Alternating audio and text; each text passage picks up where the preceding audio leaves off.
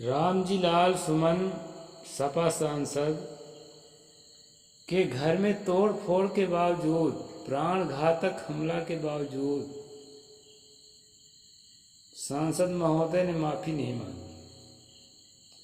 साथियों, मेरे ख्याल से ऐसे मामलों में माफ़ी मांगना जरूरी भी नहीं, क्योंकि यदि वो माफ़ी मांगते हैं तो गुंडों की जो हौसला है वो और बुलंद हो जाएगा। गुंडे अगर किसी को डरा लेते हैं तो डराने के बाद उनके अंदर ऐसा लगता है कि अब मेरे सामने कुछ नहीं है, वो कुछ भी करेंगे। इसलिए ऐसे मुद्दों पर माफ़ी नहीं मांगना चाहिए, डटकर मुकाबला करना चाहिए।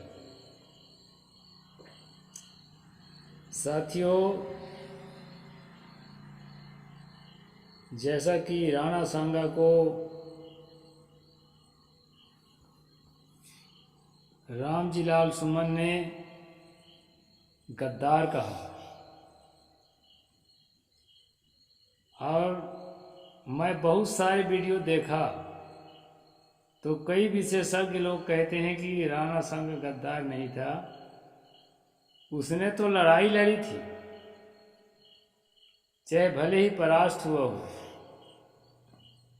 बात ठीक भी है, लड़ाई लड़ी थी, लेकिन साथियों, इब्राहिम लोदी के पास आने के लिए कुछ न कुछ लिंक तो था,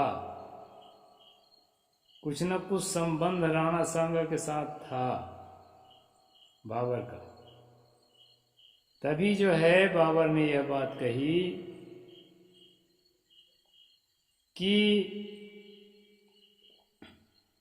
मुझे बुला करके, इब्राहिम लोदी को ख़त्म करने के लिए मुझे बुला करके, और राणा सांगा मुकर गए, यानी साथ नहीं दिए। साथियों, मेवाड़ के इतिहास के अध्ययन करने वाले विशेषज्ञों ने बताया कि राणा सांगा का संबंध बाबर से था और मिलकर के दोनों इब्राहिम लोदी को ख़त्म करने के प्लान बनाए थे। लेकिन राणा सांगा के जो मंत्रिपरिषद उस समय के हिसाब से जो लोग थे, वो बहुत समझाए बुझाए कि बाबर का साथ लगना ठीक नहीं है, तब उसने कैंसिल कर दिया। तो दोस्तों, उसके कैंसिल करने के बाद जो है, जब बाबर दिल्ली जीत लिया तो उसका मन बढ़ा, उसका हौसला बढ़ा, तब वो जो है राणा सांगा पर भी आक्रमण किया। और ऐसा होता है राजनीतिक लोगों में। लोग कहते हैं कि नहीं, बाबर इतना बुरा था, हुमायूं इतना बुरा था, अकबर इतना बुरा था। भला बुरा क्या है मेरे समझ में नहीं आता। जो भारतीय मूल के जो राजे रजवाड़े थे वो कितने अच्छे थे, इस पर भी हमें विचार करना चाहिए। सत्ता में जो भी रहता है दोस्तों, अय्याशी करता है। आज जो 5 साल के लिए सत्ता मिली रहती है तो 10-10 लाख के कोट पहन के चलने लगते हैं और करोड़ों रुपए के फंक्शन मनाते हैं। अय्याशी में देश के सारा पैसा कमा देते हैं। जो 5 साल के जो बादशाहत मिली है उसमें, आज जो जिंदगी भर के लिए बादशाह है तो वो क्या करेगा। तो भारतीय मूल के राजा भी अय्याशी होते थे, अत्याचारी होते थे, और उन्हीं के बीच में इक्का दुक्का अच्छे लोग भी होते थे, और वही लोग भी कुछ अच्छे काम करते थे। औरंगजेब एकदम विलेन ही नहीं था, खलनायक ही नहीं था, उसने बहुत सारे काम भी किए। बाबर का वसीयतनामा आप देखेंगे तो लगेगा कि देश के हित के लिए बात कर रहा है, जहां हुमायूं को बैठाया है गद्दी पर, अपने बेटा को। दूसरी बात, वह एक राजा था, राजा राज ही करने को सोचता है, मजदूरी करने को कभी नहीं सोचता। राज खो चुका था उसका, दूसरे के हाथ चला गया था, उसके बाप को मारा जा चुका था, तो राज करने के लिए अड्डा तो खोजेगा ही। और इसी खोज के तहत उसने भारत को खोज लिया और जीत भी लिया। और हारना जीतना राज विस्तार करना ये उस समय के लिए कोई खास चीज नहीं है। इसलिए ना तो कोई गद्दार है, उस समय की राजनीति ही ऐसी है। राणा सांगा भी गद्दार नहीं है, समय के अनुसार निर्णय बदल लिया। तो दौलत खान लोधी, पहले दौलत खान लोधी से टकराव था बाबर का, बाद में इब्राहिम लोधी को जो है उसने मारा और सत्ता काबिज किया। इस कारण से साथियों, अब बाबर को भला बुरा कहते हैं, हुमायूं को, अकबर को, औरंगजेब को भला बुरा कहते हैं।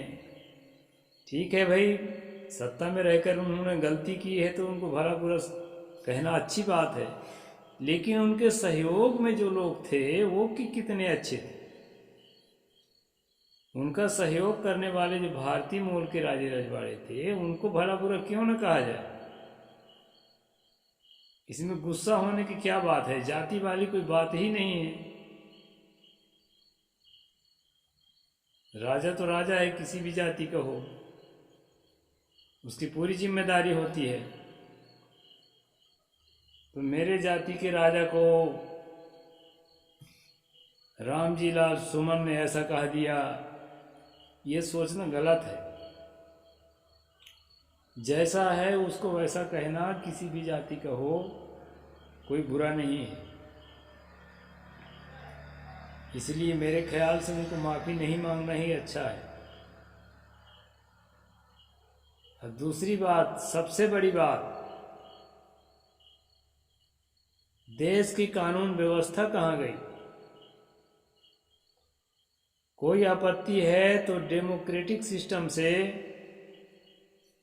जो लोकतांत्रिक सिस्टम है, धरना प्रदर्शन कर सकते हो और जो है अपनी मांग रख सकते हो। ऐसा थोड़े किसी के घर तोड़ डालोगे, किसी की गाड़ियां फोड़ डालोगे कि प्राण घातक हमला कर दोगे। भारत में संविधान लागू है, अपने हाथ में कानून लेने का किसी को हक नहीं। तो गलत तो किया गया है करनी सेना के द्वारा, हम करनी सेना के खिलाफ नहीं है, लेकिन ये जो काम किया गया है बिल्कुल गलत है। ठीक है, आपको बात नहीं सुहाई तो आप संवैधानिक तरीके से उसके लड़ाई लड़ो ना भाई। ऐसे कैसे हो जाएगा कि किसी घर हमला कर दोगे? देश में राजतंत्र, प्रजातंत्र कुछ है कि नहीं है? संविधान लागू है कि नहीं है? सत्ता में कोई बैठे हैं कि नहीं है? जुडिशियरी है कि नहीं है? सब चीज़ तो है ही है, होम मिनिस्ट्री है ही है। तो आपको क्या पड़ी है कि आप हाथ में कानून ले लिए? तो सरकार चुप्पी साधी हुई है, इसका मतलब है कि वो ऐसा कराने के लिए सहमत है, सत्ताधारी नेता सब। तो साथियों, अगर इतिहास की चर्चा करते हैं तो निष्पक्षता से करना चाहिए, नहीं तो इतिहास के गड़े मुर्दा उखाड़ने की जरूरत नहीं है। बाबर अगर ठीक नहीं था तो उसको सहयोग करने वाले कैसे ठीक हो गए? और मेवाड़ के स्वयं वहीं के इतिहास में भी ये बात लिखा हुआ है, भी विशेषज्ञों ने पढ़ के सुनाया कि इब्राहिम लोदी को मारने के पहले बाबर का संबंध था राणा सांगा से, बाद में मन बदल गया तो उसके खिलाफ हो गए। ऐसा मन बदलता है, आज भी मन बदलता है आदमी का। देखिए ना, हमारे चाचा नीतीश कुमार जी को कितने बार मन बदलता है। डेमोक्रेसी का ज़माना है, नहीं तो हथियार भी उठाते मन बदल बदल के। तो जो बात सच है उसको कहना कोई बुरा नहीं है, और इसमें जाति वाली कोई बात ही नहीं है। इसलिए साथियों, इस मुद्दे को ठीक से समझिए और किसी के खिलाफ नफरत मत करिए। नफरत करना भारत की जो संस्कृति है उसमें नहीं सिखाया जाता। भारत क्या, विश्व के कहीं मानवतावादी संस्कृति में नहीं सिखाया जाता है। प्रेम सिखाया जाता है, सौहार्दता सिखाई जाती है, एक दूसरे के हितकारी बन के रहने को सिखाया जाता है। इसलिए हम लोगों को चाहिए कि भाईचारा को मजबूत करें। पहले के आदमी क्या थे, उनके सामने परिस्थितियाँ क्या थी, उस हिसाब से वो काम करते थे। उसको बहुत ज़्यादा तवज्जो देने की ज़रूरत नहीं है। तो अभी इतना ही कहूँगा दोस्तों। साहिब बंदगी, जय जोहार।